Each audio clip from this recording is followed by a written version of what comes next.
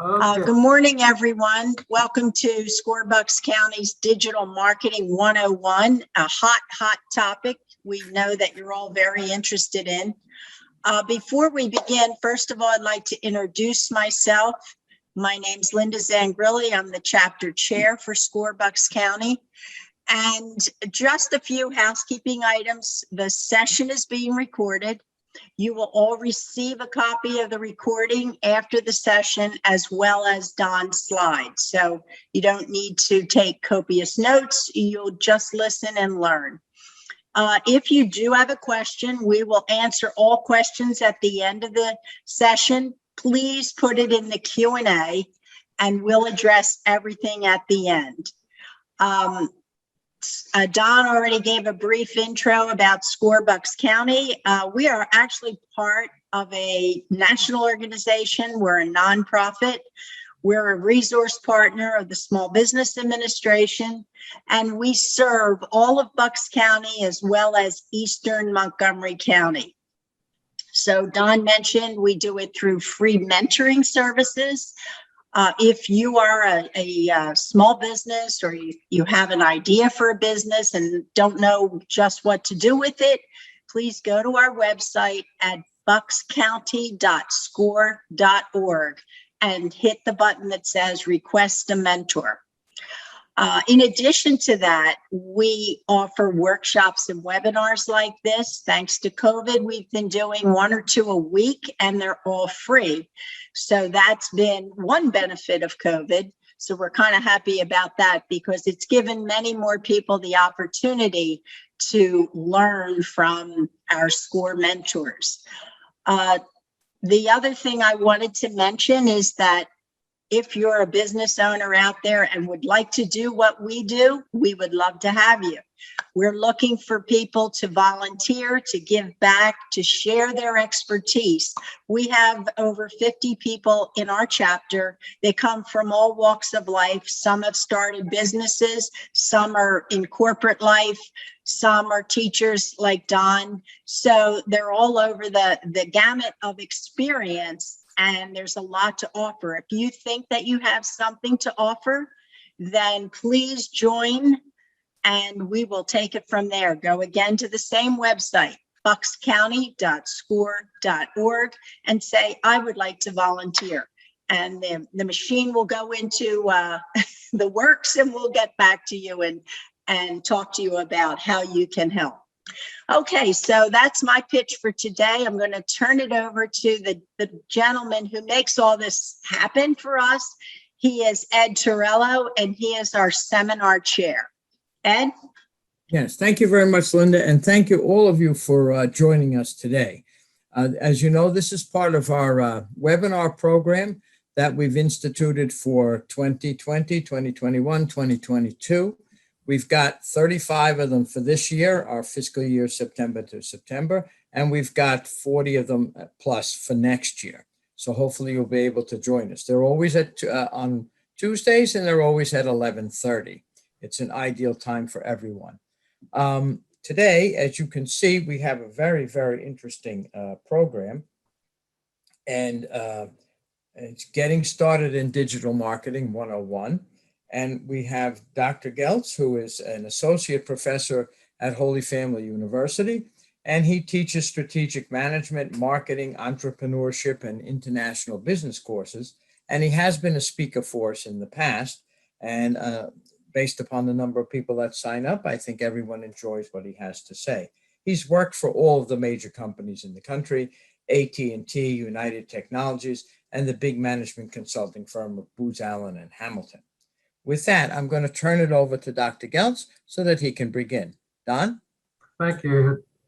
So as you can tell from this picture, I am a college professor. So I actually had a class this morning and I have a class this afternoon. And so you're interrupting my nap time today, but I'm very happy to be here. So I want to make it clear what we're doing here, because the worst thing is to disappoint someone with expectations that are not in line. So this is about beginning. It's not about a specific tool or when should I post on, when should I send out emails and so on and so forth. either you haven't started or you started and went, I don't know what I'm doing. So we're going to cover the basics, and this takes about 45 minutes to an hour. We'll have time afterwards for questions. Okay, so the format is, here's some questions you may have. What in the world are we talking about? What is digital marketing? How do I get started? I understand I need a website, so what do I want the thing to do? What is search and why should I use search capabilities to get clients? What is email marketing? How do I use it? Social media marketing? And how do all these things fit together into a digital marketing and a marketing plan all told? So it's very confusing. This is a chart of a sales, what we call in marketing, a sales funnel, starting with awareness, going to interest, consideration, and then purchase. In each one of these, there's all sorts of digital tools you could use, infographics, ebooks, etc. on content, promote yourself through email, on interest newsletters, and then white papers on content, and then a landing page. A lot of stuff here that if you're really not familiar with it, it's kind of overwhelming. And then if you want to get into the software world, this is what they call a subway map for obvious reasons of all the different types of supporting software. And you see this, and you kind of go, what am I going to do? Well, my problem was teaching this to teens, late teens, 20-somethings in college. And so I had to do some thinking about how to really package this up and get the basic ideas across. This is me at work in my office, as you can see. That's the Wall Street Journal, by the way. So the overall purpose of digital marketing is to create traffic to a website. So we here think that the website is the focus of your digital marketing efforts. If you saw that Facebook was down for 5 to 6 to 8 hours last week, you kind of understand now you want control of your marketing campaign. And the way to do that is through a website. And the purpose is to get people to your website and then convert that traffic and then grow the relationship with the customer. So that's a simple idea of what digital marketing is all about. Keep that in mind because you tend to get lost. And this is, come back to this is why you do digital marketing. And what are the elements of digital marketing? Well, there's only 3. There's Google, there's the website, there's why there's 4 things on a chart when you say there's only 3. Well, it's a college professor.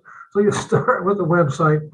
Google is the primary way of generating traffic to the website. And we'll go over the basics of that. Number 2 is email, and we'll talk about that. And number 3 is the social media sites. Now, most people say, well, I just need to put up a Facebook page. No, there's more to it than that. And Facebook is happy to take your money on ads, but until you figure this out, you're wasting your money. Notice too, if you're looking closely, this is a 2-way arrow. So these other ways of creating traffic to the website are one way that is really hard to communicate back and forth immediately with somebody on email. It takes time, but you can 2-way have conversations with your potential customers through social media, which is one of the things that makes it so powerful. Overall, keep in mind, it's not the number of likes, it's creating traffic, converting it on the website to purchases or email list or whatever your purpose is on that website, and then using that website to grow a relationship with your customers. So, and there are 2 types of traffic. One is earned, that is people come to your website because of the content. And then there's paid traffic, which is largely advertising. Okay, so where do I start? Well, we start with marketing. We contend that if you don't have a good idea of what you're doing from a marketing standpoint, that doing digital marketing on top of it is kind of a waste of time. So what is marketing? Well, the marketing is about defining an offering, that's a marketing term of a product and services, and what's the value proposition of that offering. Now, hopefully you have a unique offering and a unique value proposition. We'll talk about that briefly, but understanding what your offering is and why people care is the core of it. And then you have a brand, I call a brand a promise. McDonald's has a promise. It's different than a promise for an upscale restaurant, but McDonald's keeps its promise. It's okay food, and it's in a hurry, and it's not that expensive, so on and so forth. So their brand promise is quite clear. They convey that message to that brand promise to customers in more details. You deserve a break today at McDonald's. It's a message about their brand and their offerings. So marketing is about messages and what you want that message to convey and who are the target customers. That is, if you don't know who you're targeting all this effort to, then you don't understand the marketing. So we start in SCORE. We want to talk about digital marketing. We're going to sit down and talk about marketing first. And this is more important. If this was a class, I would harass you to answer this question. But it's more important in digital marketing because of the ability of digital marketing to focus in on specific target customers. And we'll get to that. Okay, so that's where you start. This is a graphic. I love charts. I drive my students crazy with stuff like this, but this is what marketing is all about. You define a product service offering that adds value to specific target customers. You use the overarching concept of a brand to convey that message, and then you have specific messages that you push on advertising, public relations, through media, TV, radio, print, outdoor. And the whole purpose, of course, is to generate customers. That's what marketing is all about. The same thing in digital marketing. One of the things, though, here is the tendency to think that digital is just another media. That is, hey, I can take my advertising and use digital to send the same ads that I use radio, print, and outdoor media to, again, convey my message to targeted customers. And we contend that, can we make money? We contend that's not the same. And here's an example. In traditional marketing, you really don't have any control over who sees your message. You put up a sign on the side of the highway is an example. People drive by, it could be anybody under the sun. But in Facebook and in all of the digital advertising, we can define a specific customer target. So you can do basic demographics to select a target. You can upload custom specifics. You can upload your contact list and they'll find similar contacts, or you can define what someone else is doing and use lookalike audiences. So the power of digital advertising in particular is that it focuses on specific people. So if you've ever searched for something and then had an ad follow you around for a month, you know exactly what it is, what we're talking about as a consumer. So as a marketer, this is very, very powerful, and it's a two-way street in the digital side. So another graphic on this. The most interesting things from a marketing standpoint is behavioral marketing, and what Facebook and others do, all the primary social media sites, is collect behavioral patterns. And so if you fit into that behavioral pattern as one of your target customers, this is a great benefit to marketing digitally. So we claim it is not the same, it's quite different. You need a website, and there are lots of different things that your website could do for you, including credibility. It could be a brochure, lots of different informations, and then information possibilities, and then you need to convert that traffic using your website. So let's take a look at some of that. It's not the same, it's kind of out of order. So Professor, what are you doing? What I want from my websites? Well, the primary thing you want from the website is visits. You want to have people visit your website. And then here's a marketing term, call to action.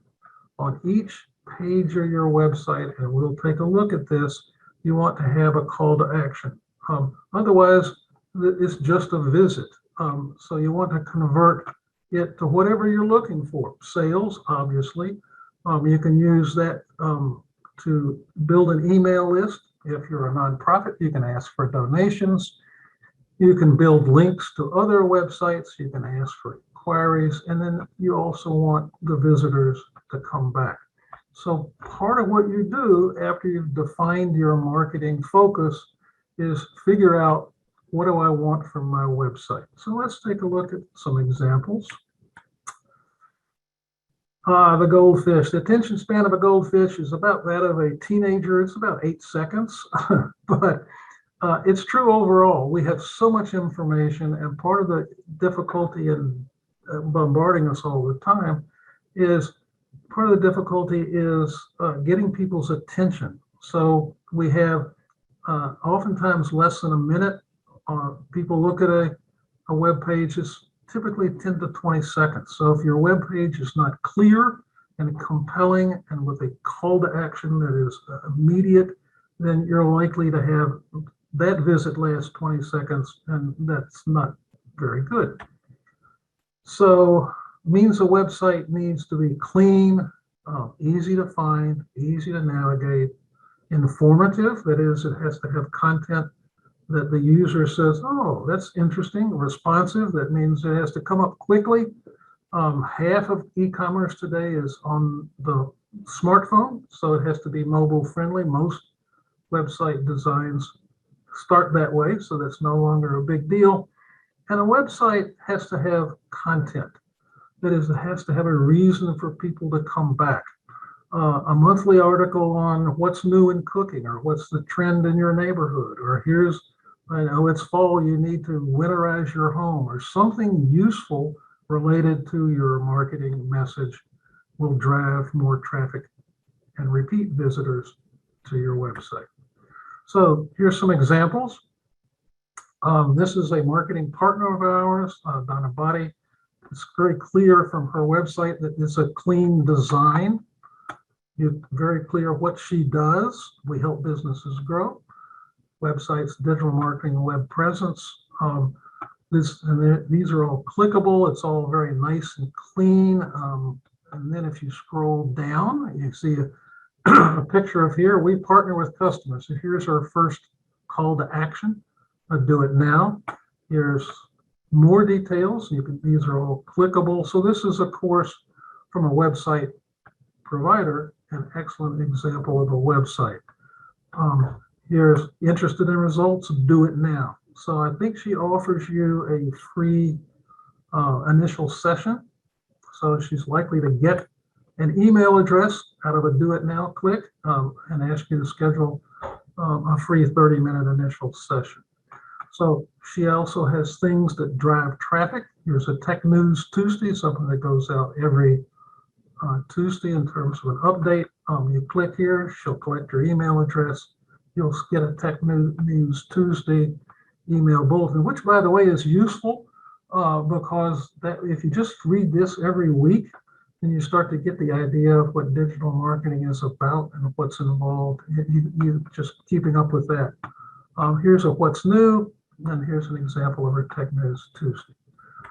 So, as opposed to that, here's a website which doesn't meet any of that criteria at all. It's got a zillion words on it. It's got all of these things down here that the openers, driveway gates, fencing, dogs, I don't know what they do.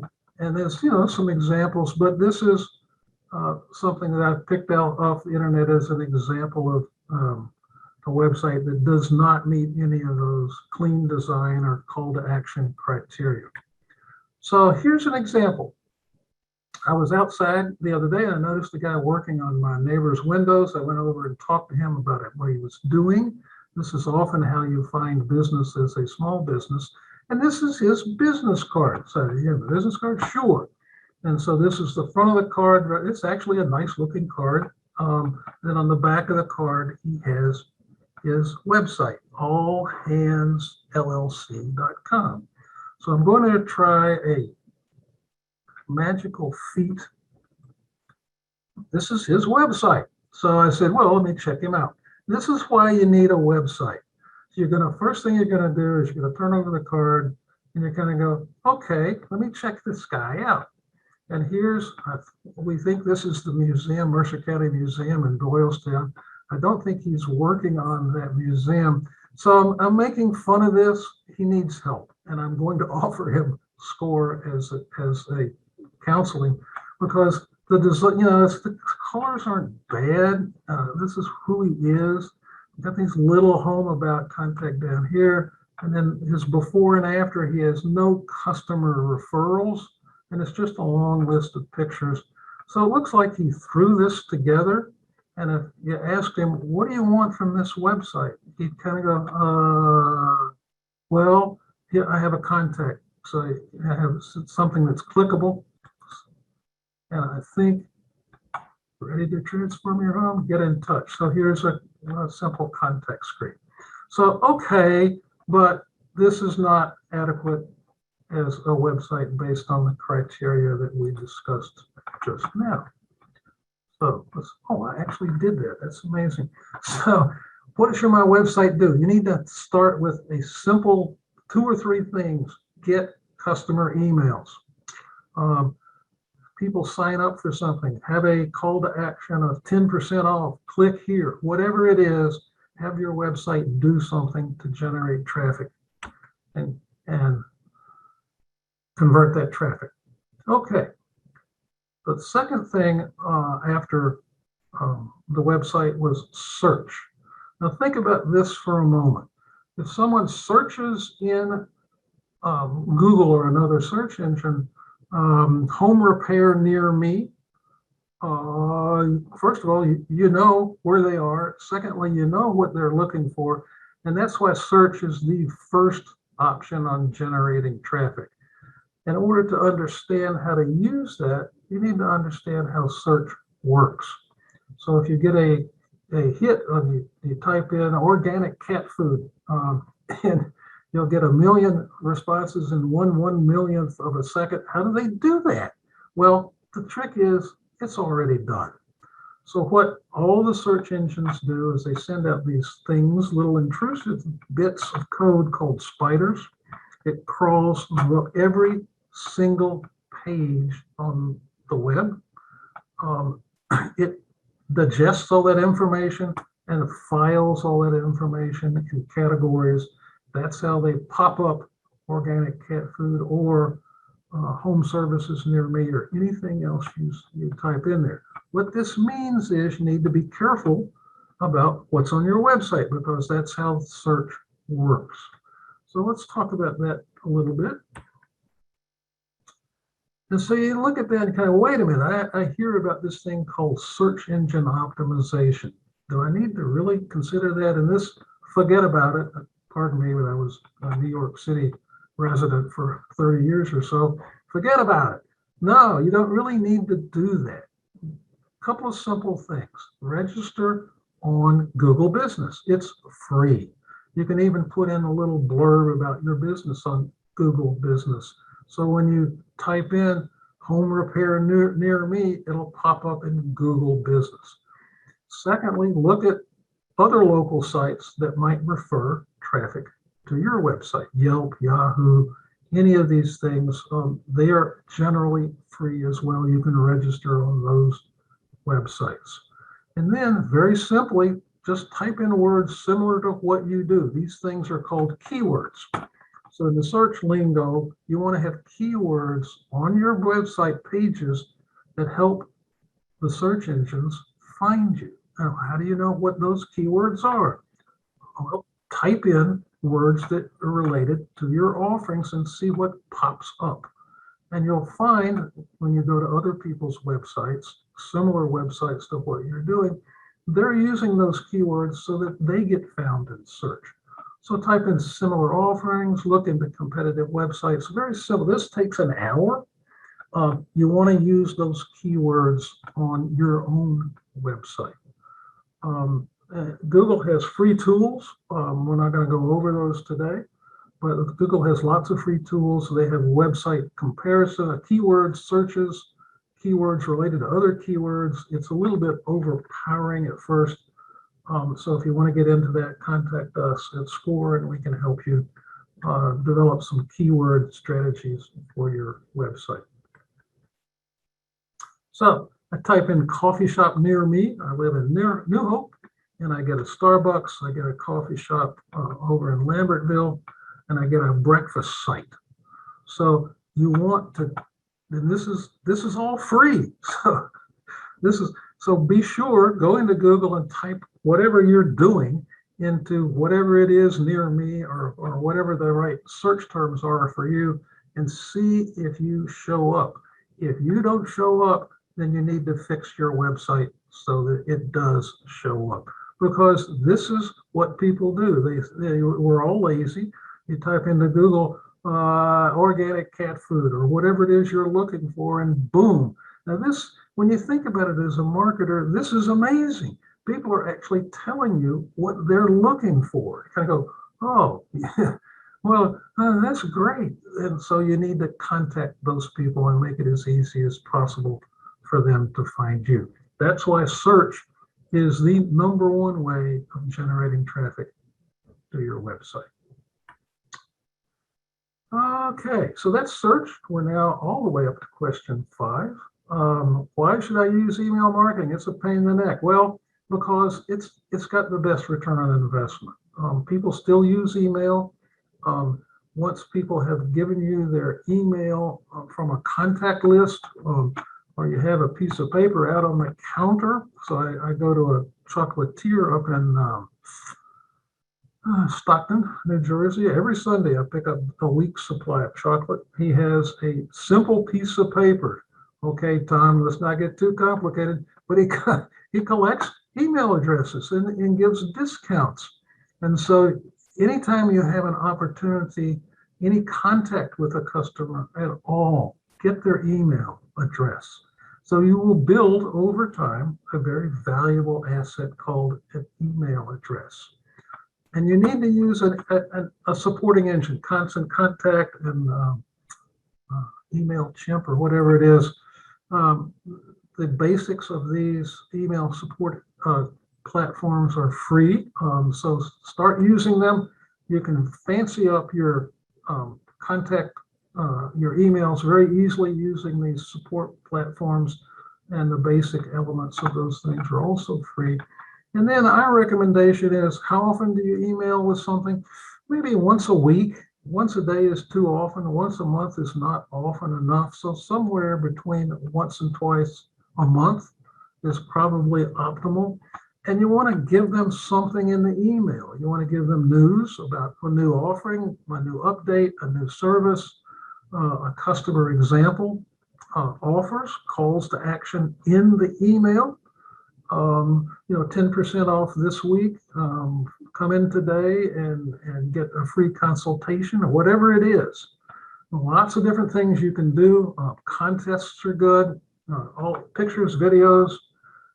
What are the top 10 reasons that you need to feed your cat organic cat food? Using that as an example. Referral bonuses. Send a customer to us, get 10% off your next purchase. Whatever it is, give them, think like a marketer. What do you want them to do, and what do you want them to do now? So that's why email is so good, because you get the email, you have a heading up in the top saying 10% off today. Okay, you click to open the email, and you look at that, you have about 5 seconds. And so if someone clicks on it, congratulations, they're going to your website. They're going to a specific page, perhaps, related to this offering. And now you've generated very specific content to contacts to your website. So the purpose of email, once again, is to generate traffic to your website. Donut day specials, fun facts, whatever it is. It can be goofy. It should be consistent, by the way, with your overall message, your brand, your color scheme. So a consistent format to the emails is very, very useful. So let's take a look at some of this.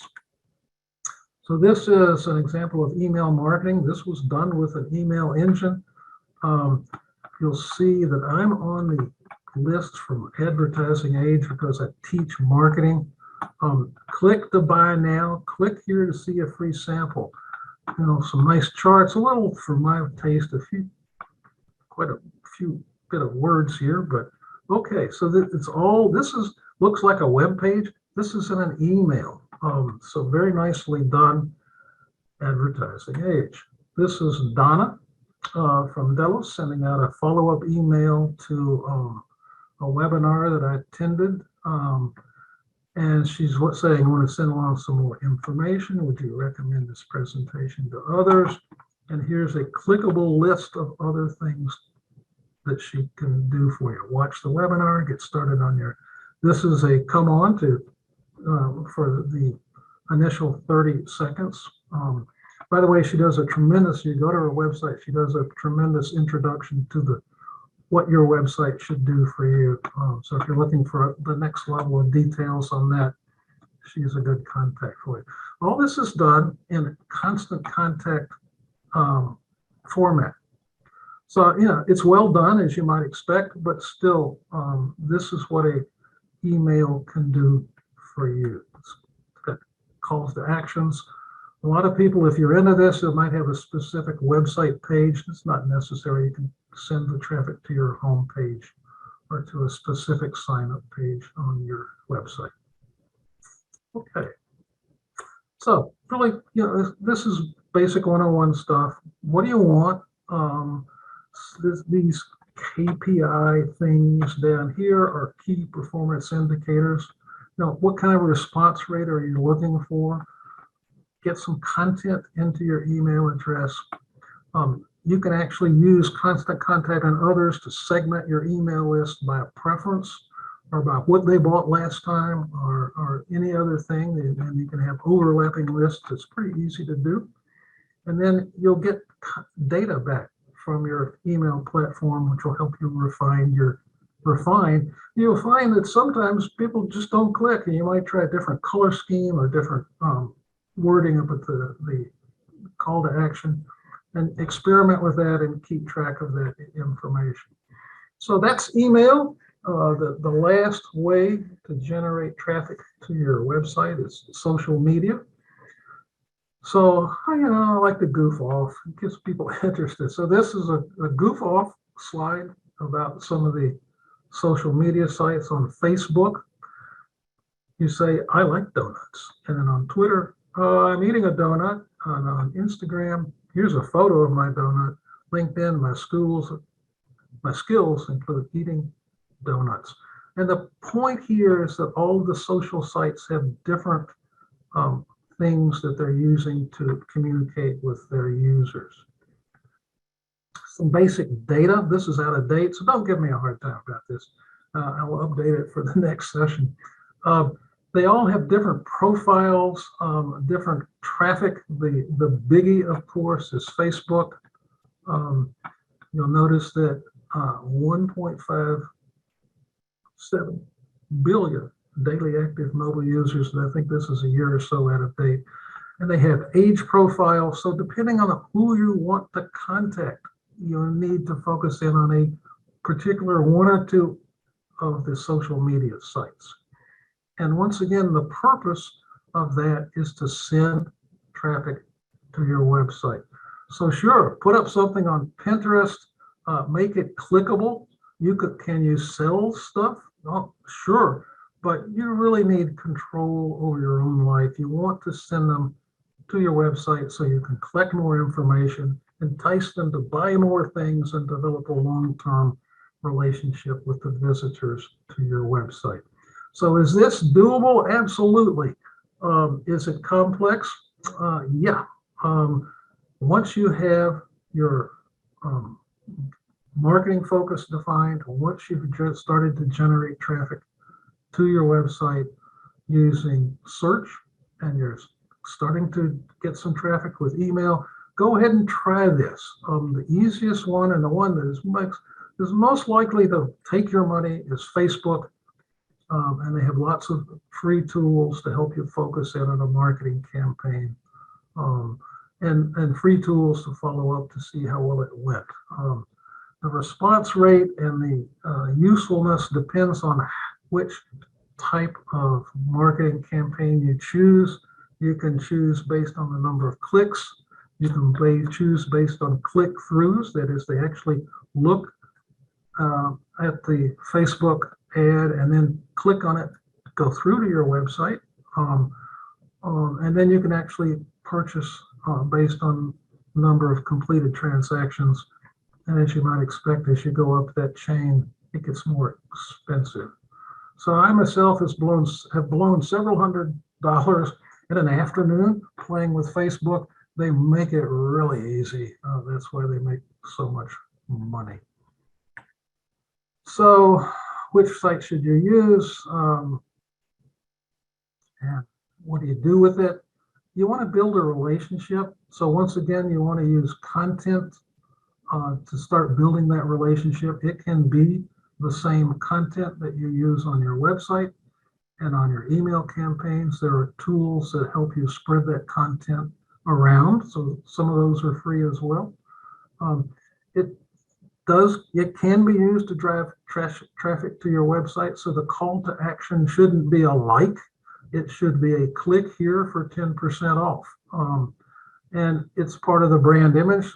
Let's face it, social media is used a lot by particularly different age groups. I myself only use Facebook to keep in contact with people I haven't seen in over 50 years. That's my high school graduation team. So be sure that it's consistent with your brand image, the message, the words, the colors. Everything you do should be consistent with what you've established way back on your website, consistent with your brand. Yeah, it keeps you competitive. Okay, so what do I do with all of this? Well, once again, the key to an effective plan of any site and marketing plan, social media marketing plan, is to set the goals. What's the biggest challenge you have, whether it's establishing your brand, generating traffic, engaging customers, and start with that. Look at the social media sites. Look at what other competitors are doing on social media is another thing that you should do. Look at their audience profiles. Look at their measurement metrics. This gets complicated in a hurry. So if you start down this path, start simple. Start in small increments because it gets a little engaging and compulsive after a while. And curate the content and use the term compelling. That is, if it doesn't grab you and it's not interesting to your customers, then it's not compelling. This takes time to do all this, and then engage with your audience. That is, if someone asks you a question, you need to respond. If someone disses you on one of the websites, you need to respond. So you can't just put this up and walk away from it, because otherwise it ages in a hurry. So this is a commitment.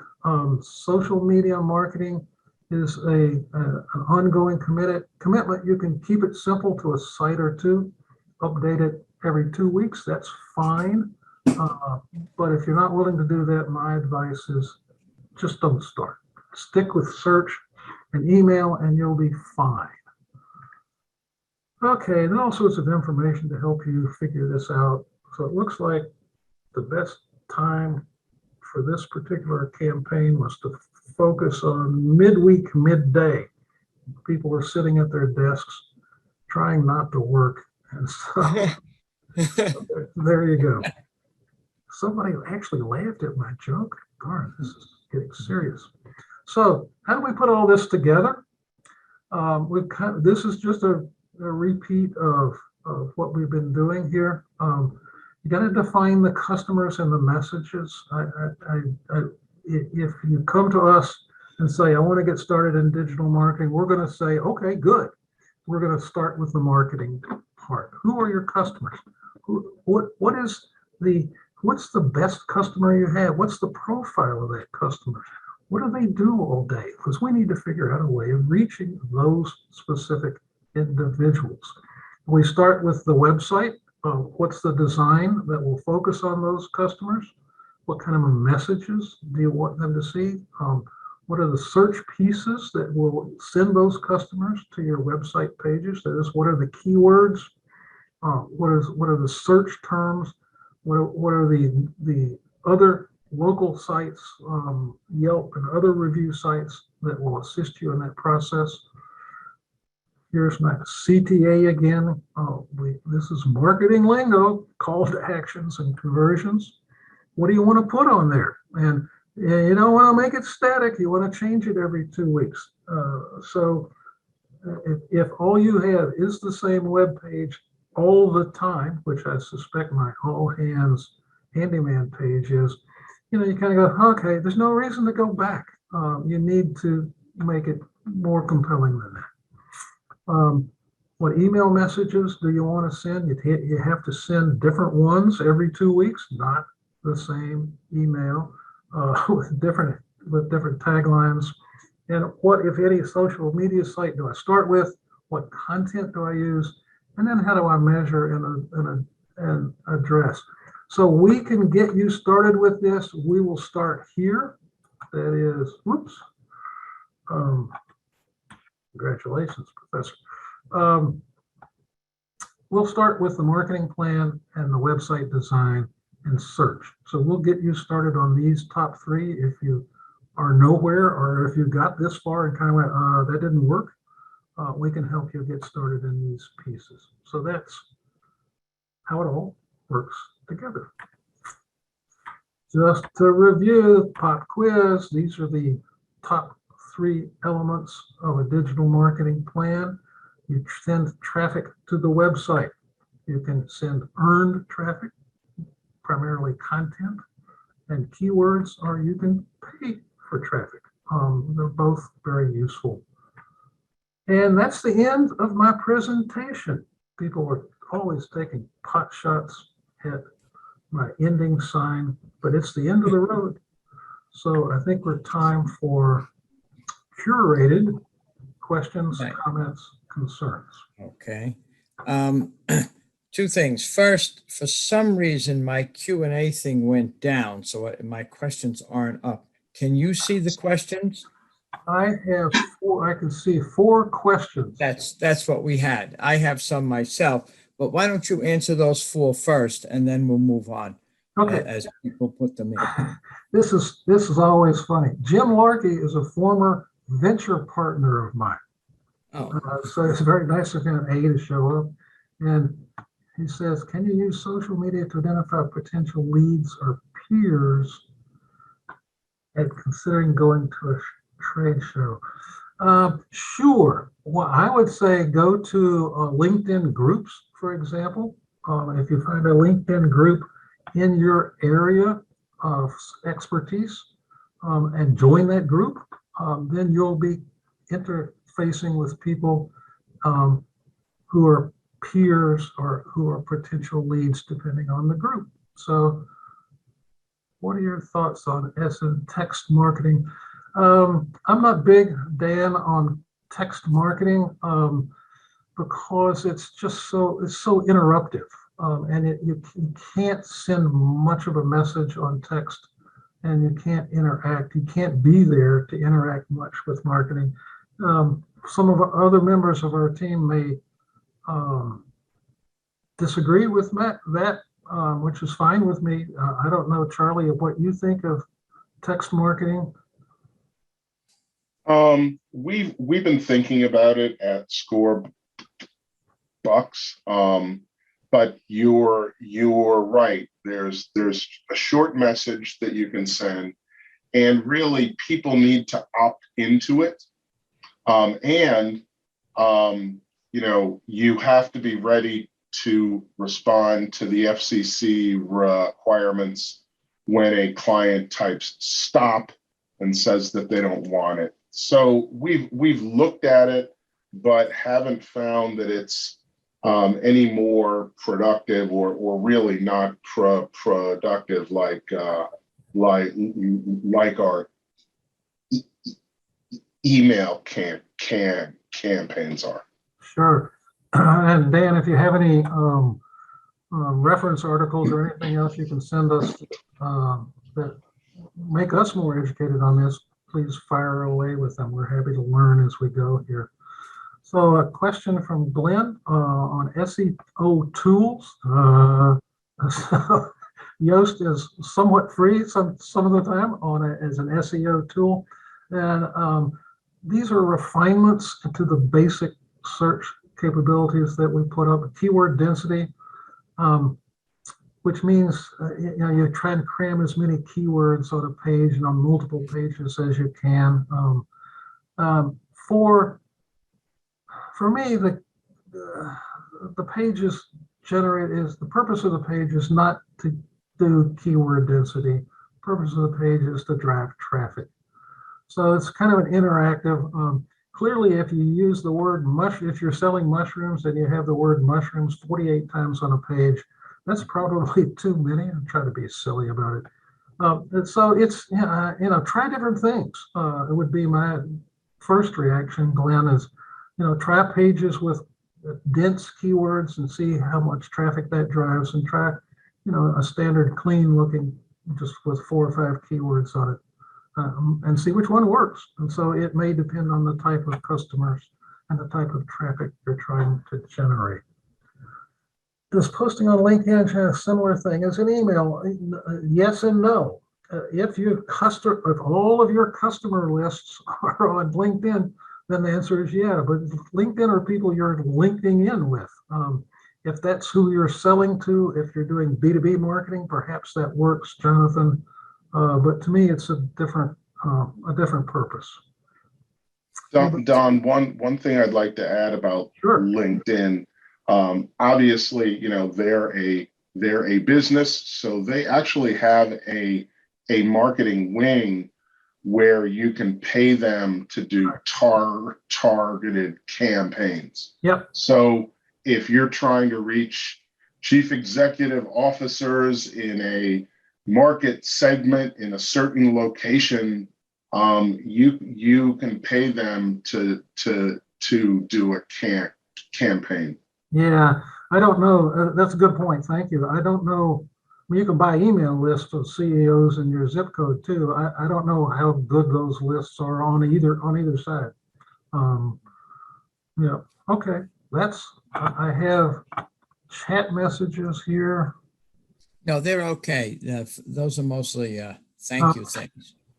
How about explaining a little bit more how this constant contact works? Do I have to pay for it? How do I sign up for it? And what exactly do they do for me? I'm going to refer that to Charlie while Sure. Okay. Yeah, they are. Some people would argue they're the 800-pound gorilla in email marketing. So for those of you that are here, you probably signed up via an email that you received from SCORE. And we use Constant Contact. And what it does, it allows you to create rich, formatted email campaigns. It maintains your email lists. It lets you schedule campaigns. And then it records analytics on who opened your mails, who the emails were bouncing from. There's a whole lot of other people in this space. There is MailChimp. There's a company in Chalfont which does this called Aweber, and some of the local businesses use them because they are local. And like Don says, so I run marketing and tech for our SCORE chapter. So you can blame me for all the mails that you get. Is that for at least our chapter of SCORE, email marketing is the most effective way that we reach out to our clients. We have a presence on Facebook, LinkedIn, Twitter, and Google My Business. We feel that we need to be there, but it's not nearly as useful to us as our mailing list. So if I was a person, I was going to, and I just decided to go into a small business that I've been wanting to do all my life, and I decided that I actually want to sell clothing, and I want to sell it to a wide group of females. So how do I start?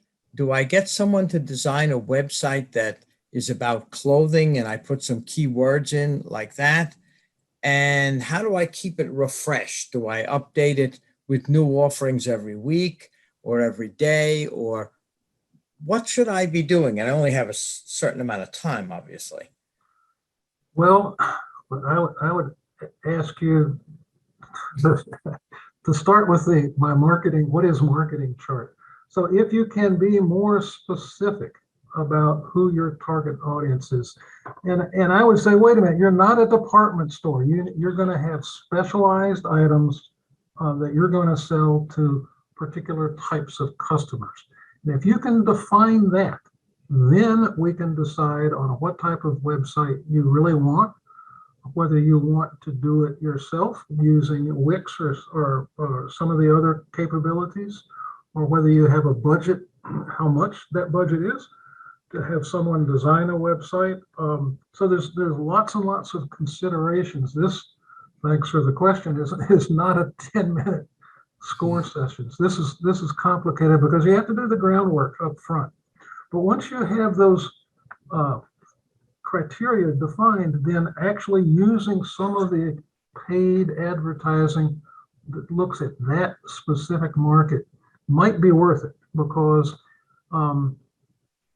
any of the social media sites, and Facebook comes to mind, but you want to look at where that customer might go in terms of what social media sites they use. So if it's a teenager, that's easier. 55-year-old housewives in zip codes with average income of over 100,000 is more focused, because that may be your customer. And that information you can get either through email lists or through paid advertising on whatever site's appropriate for that gender and age group. So all that's research that can be done either by you as a SCORE client or in conjunction with us as mentors. And it's a commitment, I would say, too. I mean, you've got this business and you're committed to the business, and you better be committed to the marketing that will support customer growth. So if I'm a small business and I've got just X amount of dollars for my budget, I would say, for marketing, do you think I should divide it between some print advertising and some social media, Google, Facebook type advertising, or what should I do? Because a lot of people are, older people still look at the newspaper, younger people do not. Sure. It depends. You're going to define your customer. Are you marketing to people you want to walk into a store?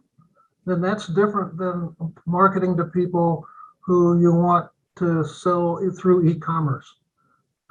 If it's local, then I would stick with local search and local advertising and a really nice but simple website. If it's broader e-commerce, then that's a different level of commitment altogether. Okay. And Don and Ed, I just wanted to jump in with one thing, because Don, earlier in your slides, you talk about coming up with a plan. Yep. And I just have to emphasize how important that is, that saying, I have money and should I spend it on a website is, frankly, it's a premature question to ask. Uh-huh. What the real question is, what's the unique value of what I'm doing? What are my customer segments?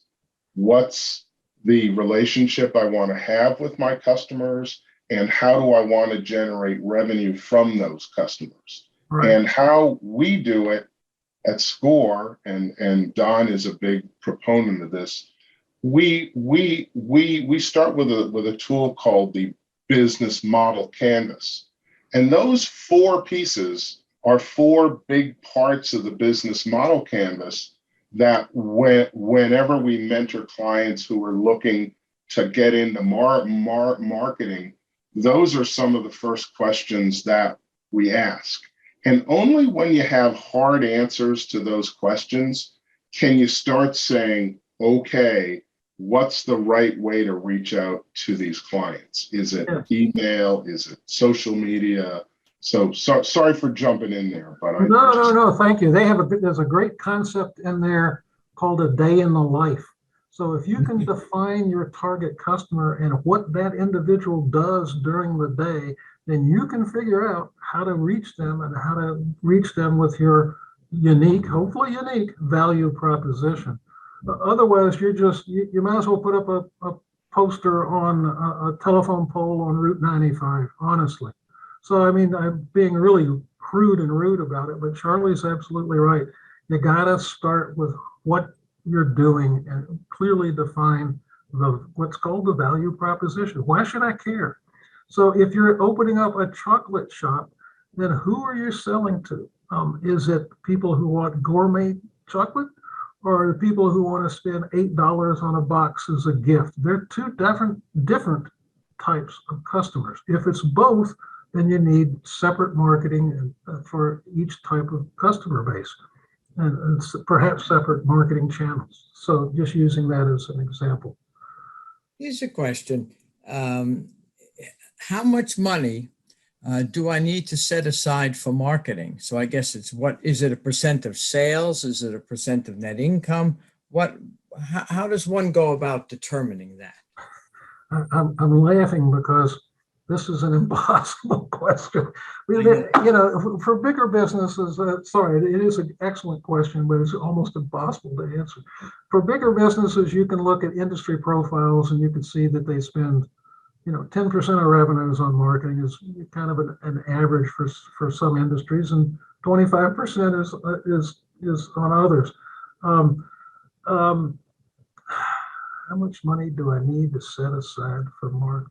You need to set aside enough money to grow the business, assuming that growth is your objective.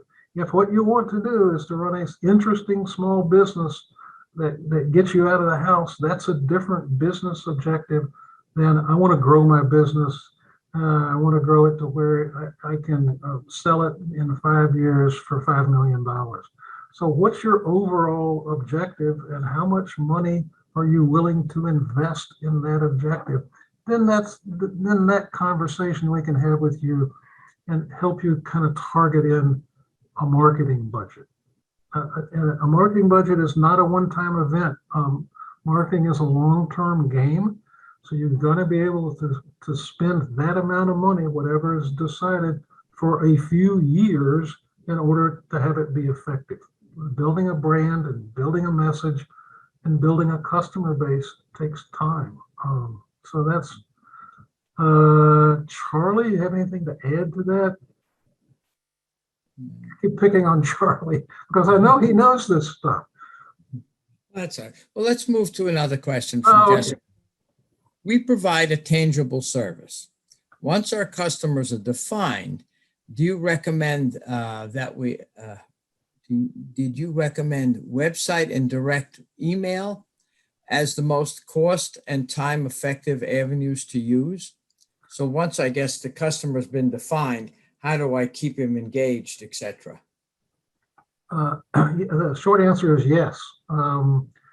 The website, the search, and email are the most cost and time effective avenues to use. Period.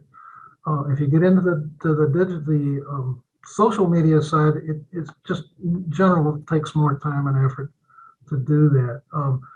So once you have the customer defined, then you can also figure out what content to put on your website and your email that will attract them and keep them interested in further purchases, further services, add-on services, whatever it is you're offering.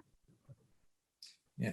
On that prior question about money set aside for marketing, sort of an ancillary question was, what about for startup businesses? But it would seem to me like when you're starting up a business, you have to budget a certain, probably higher percentage for marketing to get started so people know who you are. And then you might scale it down a little after you start to see your cash flow and revenues flow. Yeah, I agree. But one of the things that the business model canvas recommends is what they call the minimum viable product. That is, why don't you start out with something that is the very minimum stripped down least thing you can do and learn from that. A lot of businesses sink too much money in the beginning, and it's a learning process. You're in search of customers. You're in search of a business model that works as a startup business. You don't have a running factory and a whole list of customers. And so it's an iterative search process. So start simple and start spending as little as possible to give you the kind of answers you need to continually refine your business and adapt to what you learn. If you start bigger than that, it's too confusing and you have too much information that you just basically, it's much harder to figure out. It's hard to believe that one of the issues with startup businesses is you're spending too much money and trying to do too much, but that I believe is the absolute truth. It's not that businesses fail for lots of reasons, but it's not that what you do is bad. It's just not focused. There's a little shop near us, gourmet health food kind of shop that opened up a couple of years ago. And you walked in and it was just a hodgepodge. It was just a little of this, a little of that. And, oh, we sell pottery. And isn't this nice? Isn't this good looking? I kind of go, okay. They didn't really define what their business was and what their initial business model was. Okay. For those who sent in a question, Don's particulars are right up on the screen, which you can see. It's don.geltz@scorevolunteer.org. And you can contact him through that particular medium. All right. I think we've come right to the end of our presentation and we've finished, I believe. Let me double check. Oh, no, we haven't finished our questions. So any pointers to assist in helping leadership/decision makers understand the importance of usability and relevance of a website? So I guess this must be some folks who don't believe in websites yet. I don't know. That's a good question. Let me look into that. Let's see, Jessica, if you send me an email, I'll see what we can dig up on that one. I don't know. I don't have the answer right off the hand. Don't know. Fair enough. Fair enough. Okay. All right. And she says she will. Well, I think, let me just double check the chat. I think it's all right. No, doesn't work. So we are at an appointed time. I'm going to turn it back to Linda for some closing remarks. Linda? Okay, thank you so much, Don. Excellent as always. And just for all of you out there, Don is one of our SCORE mentors. He's a part of Bucks County chapter, so he does have that valuable advice to provide to you one-on-one if you request him as a mentor, if he has time in between all of his other stuff that he does. But we thank you. It's always great to have you as one of our presenters. Just to repeat the housekeeping, yes, you will receive the slides. Yes, you will receive the recording as probably within a couple of hours after we close. So I thank you all for coming. I thank you, Dr. Don. I thank you, Ed, for getting this together for us. And I guess that's it for now. We'll see you all again next time. Thanks, everyone.